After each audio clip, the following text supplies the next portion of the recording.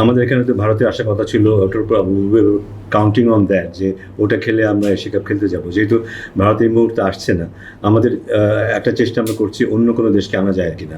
Leading কোনো দেশ এই মুহূর্তে অ্যাভেলেবল না, কারণ তারা তাদের প্রোগ্রামে ব্যস্ত আছে।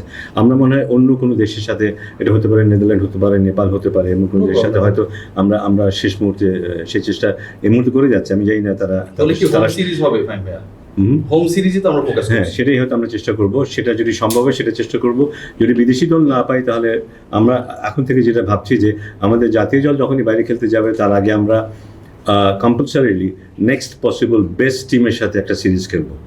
তাতে যেটা হবে, জাতীয় দলের কিছুটা প্রিপারেশন হবে, এবং তার চেয়ে ইম্পর্টেন্ট নেক্সট পসিবল টিম যেটা হবে, যারা ক্লোজ টু ন্যাশনাল টিম, তাদেরও একটা ভালো কম্পিটিশনের সুযোগ হয়ে যায়। সো আমাদের প্রাথমিক চেষ্টা থাকবে বাইরে থেকে একটা দল নিয়ে এসে খেলানোর।